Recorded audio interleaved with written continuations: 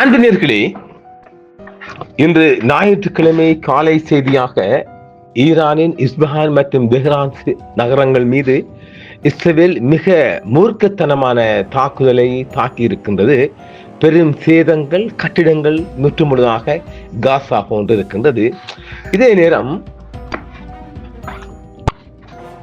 அதிகரித்து வரும் போரின் போது அமெரிக்க வீரர்கள் கைதிகளாக, சிறை கைதிகளாக பிடிப்பட்டதாகவும் அவர்களை நாங்கள் கொல்லவில்லை என்றும் ஈரானின் உயர் பாதுகாப்பு கவுன்சில் தலைவர் அலி லாரிஜானி தெரிவித்திருக்கின்றார். ஆனால் அவைகளை அமெரிக்கா முற்றுமுழுதாக மறுக்கின்றது. அதில் ஒரு பொய் என்று சொல்லுகின்றது. இது இன்றைய காலை செய்தியாக உலக பரப்பளவில் மிக பெரிய இஷ்யூவாக வருகின்றது. அதாவது அமெரிக்கா சொல்றாங்க, நாங்க எங்கட கைது யாருமே, இவர் நெய்னாவும் சொல்றார், அமெரிக்காட கைது யாரும் அப்படி கிடையாது, அவங்க சுட்டிருக்கிறாங்க, அங்க பொடிகள் வருகின்றது, நாங்க அதை பார்த்து கொள்ளோம் என்று சொல்லுகின்றாரே ஒழிய அது பொய்ன்னு சொல்றாரு. அந்த பொய்யோ உண்மையோ அது செய்தி ஒன்றாக வந்திருக்கின்றது. ஆனால் எமது பார்வையில் ஈரான் அந்த கைதிகளை மிக விரைவில் சர்வதேச ஊடகங்கள் மற்றும் செஞ்சிலுவை சங்கங்கள் ஊடாக வெளிக்காட்ட போகின்ற ஒரு செய்தி சொல்கின்றது. அதாவது இந்த விடயத்தை நாம் இப்படித்தான் பார்க்கலாம். அப்ப அது இலங்கையில் இருக்கின்ற ஈரானியர்களை அமெரிக்கா கோரப் போகின்றது பணைய கைதிகளாக. இது அப்படி இருக்குது. நாம நேற்றைய கொடுத்திருக்கிறோம் இல்ல, அதாவது இலங்கைக்குள்ள இருக்கிற ஈரானிய நேவிக்காரங்களை எங்கட கொடுங்கன்னு அமெரிக்கா கேட்டுருவாங்க. அப்ப கொடுக்காம போகலாம், சண்டை பிடிக்கலாம், தாக்குதல் வரலாம், அது அடுத்த கட்டம். இப்பொழுது ஈரான் பல யுஎஸ் துருப்புகளை கைதிகளா பிடிச்சி வச்சுக்கிறான் ஈரான் தாடிகள். அதனால இந்த கைதிகள் பரிமாற்றம் கொண்டு வருவதற்கான மிக வாய்ப்புகள் இருக்கின்றது. நாம ஏற்கனவே சொல்லிட்டோம் இல்லை, பணைய கைதிகள் பரிமாற்றம் பெறலாம். அப்ப நிச்சயமாக அமெரிக்கா 14 நாள் இவங்க இந்த ஜிபிஎஸ் வச்சுக்கிறாங்க. அமெரிக்கா துருப்பு இருக்கு இல்லையா, அவன் அணிந்திருக்கிற யூனிபெத்தில் மிகவும் ஒரு 2 கிராம் 3 கிராம் மதிப்பு கொண்ட, எவ்வளவு பாருங்க, பாரமே கிடையாது, வெயிட் இல்லாத ஜிபிஎஸ் அவர் எந்த இடத்துக்கு அழைத்து செல்லப்படுகின்றார் என்பதை கனெக்ஷன் போட்டு காட்டி கொடுத்துரும்.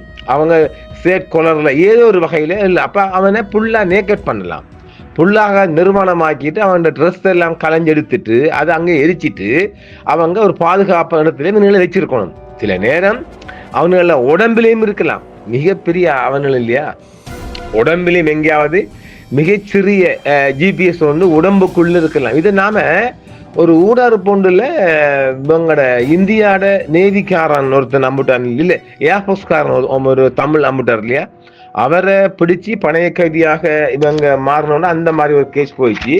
அது சரித்திரம் உண்டு. இப்பொழுது இந்த கைதிகள் பரிமாற்றம் ஒன்று நடைபெற வாய்ப்பு இருக்கிறது. ஈரான் அமெரிக்கா மறுக்கின்றது. பார்க்கலாம். அதிகரித்து வரும் போரின் மத்தியில் அமெரிக்க வீரர்கள் பணைய கைதிகளாக பிடிப்பட்டதாக ஈரான் கூறுகிறது. பல அமெரிக்க வீரர்கள் பிடிப்பட்டனர் என்றும் அமெரிக்க இராணுவம் மறுத்ததால் ஈரானின் இந்த கூற்று ஒரு சர்ச்சையை கிளப்பியிருக்கிறது. ஈரானின் உயர் பாதுகாப்பு அதிகாரி அலி லாரிஜானி நடந்து கொண்டிருக்கும் மோதலின் போது பல அமெரிக்க வீரர்கள் பிடிப்பட்டதாக கூறுகிறார். ஆனால் அமெரிக்க இராணுவம் இந்த கூற்றை நிராகரித்து மறுக்கிறது. மேலும் எந்த அமெரிக்க துருப்புக்களும் கைதிகளாக வைக்கப்படவில்லை என்றும் அமெரிக்கா சொல்லுது. பார்க்கலாம். 28 அன்று, அதாவது பிப்ரவரி 28 அன்று ஈரானுக்கும் அமெரிக்காவுக்கும் இடையே போர் தொடங்கியிலிருந்து பல அமெரிக்க வீரர்கள் பிடிபட்டுள்ளதாக ஈரானின் உயர் பாதுகாப்பு கவுன்சில் அதிகாரி அலி லாரிஜானி தெரிவித்துள்ளார். எத்தனை வீரர்கள் பிடிபட்டனர் என்ற விவரங்கள் அவர் இதுவரையும் வழங்கல. காரணம், அவர்களிடம் ஜிபிஎஸ் இருப்பதால் அதெல்லாம் அகற்றப்பட்டு மிக விரைவில் உலக அரங்கிற்கு அதை காட்டப்போவதாகவே சொல்லப்படுகின்றது. கைப்பற்றப்பட்ட துருப்புக்கள் பற்றிய தகவல்கள் தமக்கு தெரிவிக்கப்பட்டதாகவும் லாரிஜானி தெரிவித்திருக்கின்றார். பல அமெரிக்க வீரர்கள் கைதியாக பிடிப்பட்டதாகவும் எனக்கு அறிவிக்கப்பட்டுள்ளது. ஆனால் அமெரிக்கர்கள் தாங்கள் நடவடிக்கைகளில் கொல்லப்பட்டதாக கூறுகின்றனர். அவர்களின் பயனற்ற முயற்சிகள் இருந்த போதிலும் உண்மைகளை அவர்கள் நீண்ட காலத்துக்கு மறைக்க முடியாது என்று சொல்றார்கள். அப்படியானால் மிக விரைவில் அது வெளிப்படுத்தப்படும் சொல்லுகிறார்கள். ஆபரேஷன் எபிக்யூரி விரிவான ராணுவ தாக்குதல்கள் மூலம் ஈரானின் அணுசக்தி மற்றும் பாதுகாப்பு உட்கட்டமைப்பை தகர்ப்பதை நோக்கமாக கொண்டது என்றும் முன்னோடி இல்லாத வகையில் வகைப்படுத்தப்பட்ட இந்த பிரச்சாரம் 2000க்கும் மேற்பட்ட தாக்குதல்களை உள்ளடக்கியது மற்றும் அமெரிக்காவையும் அதன் நட்பு நாடுகளையும் அச்சுறுத்தும் ஈரானின் திறனை அகற்றுவதை நோக்கமாக கொண்ட முக்கிய இராணுவ இலக்குகளை குறிவைத்தது என்றும் அமெரிக்க தரப்பால் சொல்லப்படுகிறது. ஈரானின் உச்ச தலைவர் அயதுல்லா அலி கமேனி அவர்கள் கொல்லப்பட்டதை தொடர்ந்து பிப்ரவரி 28 அன்று இந்த நடவடிக்கையை தொடங்கியதாகவும் இது விரோதங்களை கணிசமாக அதிகரித்து வருவதாகவும் தெரிவிக்கப்படுகிறது. அமெரிக்க உயிரிழப்புகள் குறித்து நெய்னா சொல்லுகையில், இருப்பினும் அமெரிக்க ராணுவம் இந்த கூற்றை மறுத்து எந்த அமெரிக்க துருப்புக்களும் சிறைப்படிக்கப்படவில்லை என்றும் அந்த அறிக்கை தவறானது என்றும் நெய்னாவும் சொல்றார்.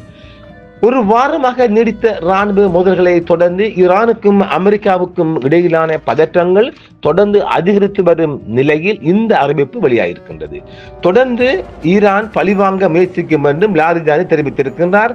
நாங்கள் அவரை தனியாக விட மாட்டோம், அவர் செய்ததற்கு அவர் விலை கொடுக்க வேண்டும் என்றும், அவர் எங்கள் தலைவரை கொன்றார், எங்கள் 1000க்கும் மேற்பட்ட மக்களை தியாகம் செய்தார் என்றும், இது ஒரு பெரிய விடயம் அல்ல என்றும் லாரிஜானி சொல்லியிருக்கின்றார்.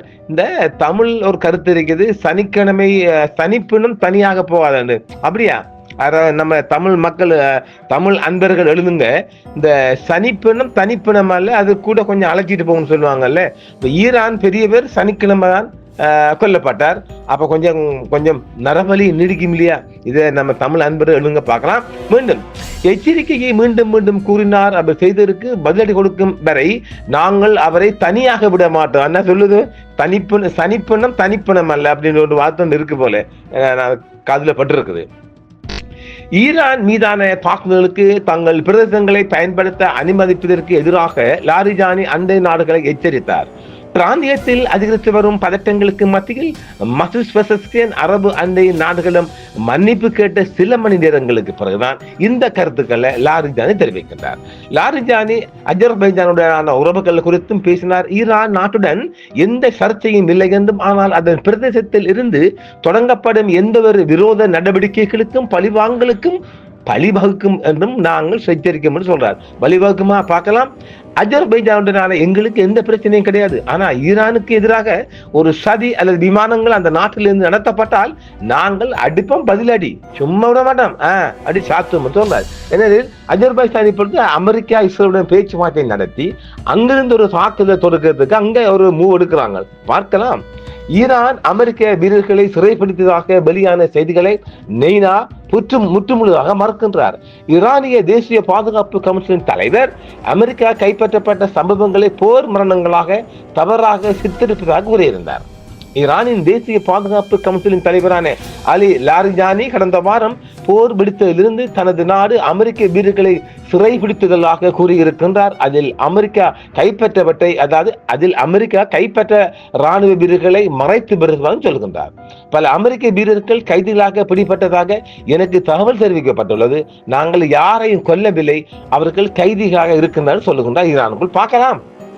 ஆனால் அமெரிக்கர்கள் தாங்கள் நடவடிக்கையில் கொல்லப்பட்டதாக கூறுகின்றனர். அவர்களின் பயனற்ற முயற்சிகள் இருந்த போதிலும் உண்மை அவர்கள் நீண்ட காலத்திற்கு மறைக்கக்கூடிய ஒன்றல்ல என்றும், ஈரானிய ஆட்சி பொய்களை பரப்பவும் ஏமாற்றவும் தன்னால் முடிந்த அனைத்தையும் செய்து வருகிறது என்று இது மற்றொரு தெளிவான உதாரணம் என்று லாரிஜானியின் பதிவுக்கு பதிலளித்த அமெரிக்க கடற்படை கேப்டன் டிம் ஹாக்கின்ஸ் கூறியிருக்கின்றார். இன்னும் அவனுக்கு அந்த கவுண்டிங் இல்லாம சொல்றாங்க.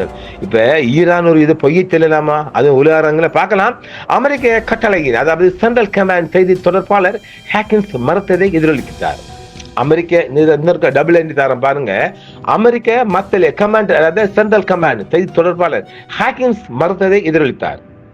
அங்க வருது பாருங்க வில்லங்கம்.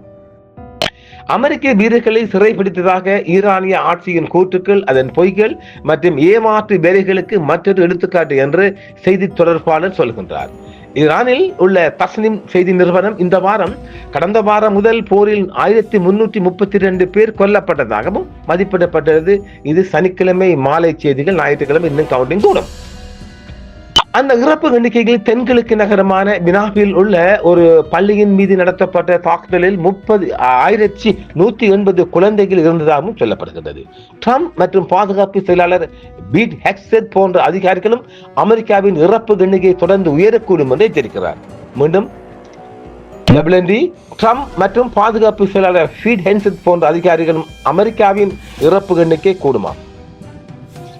ஏற்கனவே 600 சாட்சி போல அமெரிக்கா வீரர்கள இறப்பு 680 தாண்டி இருக்கணும், அது இன்னும் கூடுமாம்.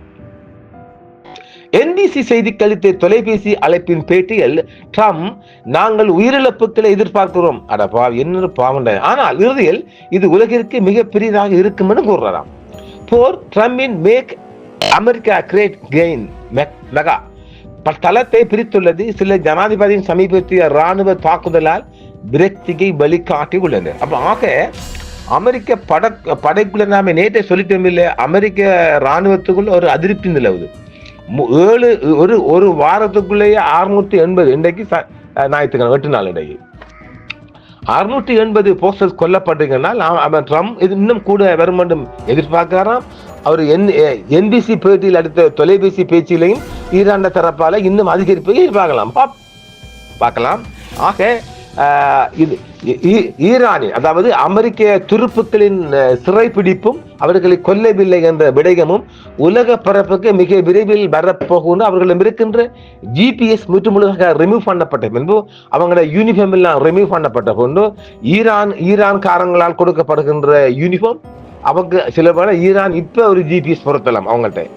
ஏண்டா எங்க இருக்கான்னு தொடர்ந்து பார்க்கணும் இல்லை, அதனால எல்லா விடயமும் ஒரு பூமிக்கு அடியில் அதான் அவங்க பூமிக்கு அடியில் கொண்டு போவாங்க, பாதுகாப்பாக வைக்கப்பட்டு அங்கிருந்து அவர்கள் ஒரு வீடியோ மூலமாக அந்த பயண கைதிகள் மிக விரைவில் வெளி உலகத்துக்கு வரப்போகின்றது. உலக பரப்பில் இது மிகப்பெரிய ஒரு இஷ்யூஸையா பார்க்கப்படுகின்றது. காவி வந்திருக்கின்றோம், கேட்டு பாருங்கள். மற்றொரு காணொலியில் மணிக்கூறு காணொலியில் சந்திப்போம். என்றும் உங்களுடன் சன்ரைஸ் இந்தியா டிவி சப்ஸ்கிரைப் பண்ணுங்கள், பெல் பட்டனையும் கிளிக் செய்யுங்கள். உங்கள் ஆதரவை எங்கள் சேவை, ஆதரவு தாருங்கள், அரவணைப்போம். மறக்காம சர்ப்ரைஸ் பண்ணுங்க. தேங்க்யூ.